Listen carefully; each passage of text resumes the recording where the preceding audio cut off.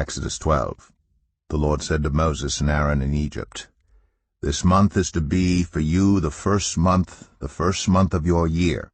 Tell the whole community of Israel that on the 10th day of this month each man is to take a lamb for his family, one for each household. If any household is too small for a whole lamb, they must share one with their nearest neighbor, having taken into account the number of people there are. You are to determine the amount of lamb needed in accordance with what each person will eat. The animals you choose must be year-old males without defect, and you may take them from the sheep or the goats. Take care of them until the 14th day of the month, when all the members of the community of Israel must slaughter them at twilight. Then they are to take some of the blood and put it on the sides and tops of the door frames of the houses where they eat the lambs. That same night they are to eat the meat roasted over the fire, along with bitter herbs and bread made without yeast. Do not eat the meat raw or boiled in water, but roast it over a fire, with the head, legs, and internal organs. Do not leave any of it till morning. If some is left till morning, you must burn it. This is how you are to eat it: with your cloak tucked into your belt, your sandals on your feet, and your staff in your hand. Eat it in haste. It is the Lord's Passover. On that same night I will pass through Egypt and strike down every firstborn of both people and animals. And I will bring judgment on all the gods of Egypt. I am the Lord. The blood will be a sign for you on the houses where you are, and when I see the blood, I will pass over you. No destructive plague will touch you when I strike Egypt. This is a day you are to commemorate. For the generations to come you shall celebrate it as a festival to the Lord, a lasting ordinance. For 7 days you are to eat bread made without yeast. On the first day remove the yeast from your houses, for whoever eats anything with yeast in it from the first day through the 7th must be cut off from Israel.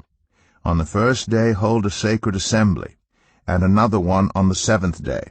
Do no work at all on these days, except to prepare food for everyone to eat. That is all you may do. Celebrate the festival of unleavened bread, because it was on this very day that I brought your divisions out of Egypt. Celebrate this day as a lasting ordinance for the generations to come. In the first month you are to eat bread made without yeast, from the evening of the 14th day until the evening of the 21st day. For 7 days no yeast is to be found in your houses, and anyone, whether foreigner or native-born, who eats anything with yeast in it must be cut off from the community of Israel. Eat nothing made with yeast. Wherever you live, you must eat unleavened bread." Then Moses summoned all the elders of Israel and said to them, "Go at once and select the animals for your families and slaughter the Passover lamb.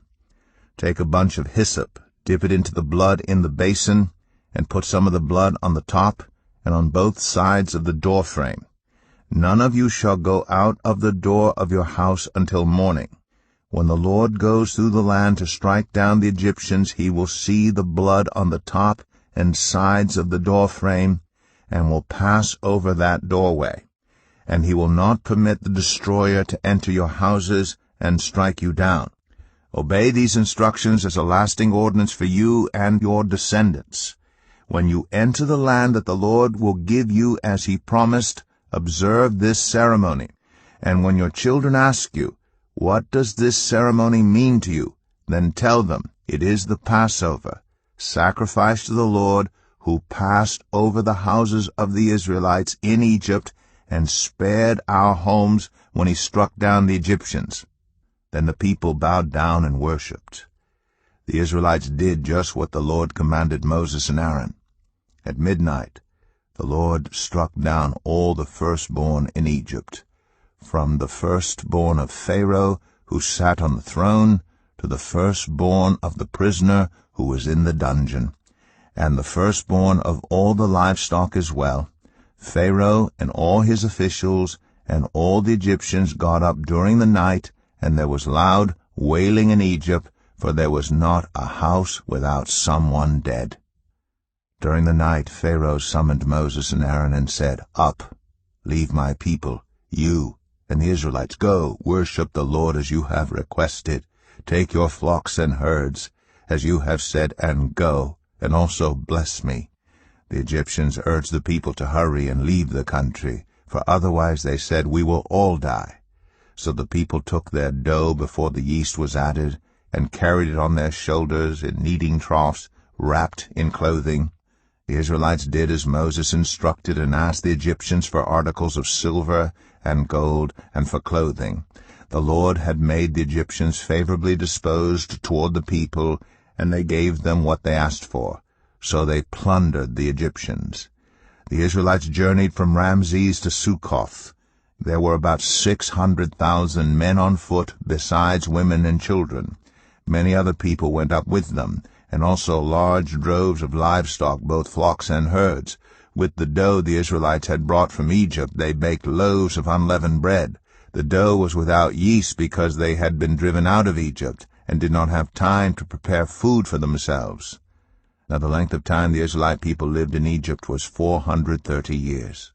At the end of the 430 years, to the very day, all the Lord's divisions left Egypt, because the Lord kept vigil that night to bring them out of Egypt. On this night all the Israelites are to keep vigil to honor the Lord for the generations to come.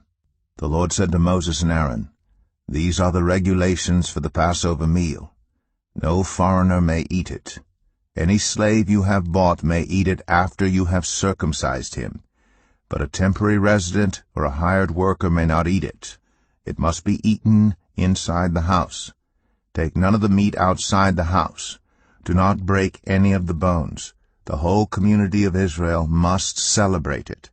A foreigner residing among you who wants to celebrate the Lord's Passover must have all the males in his household circumcised.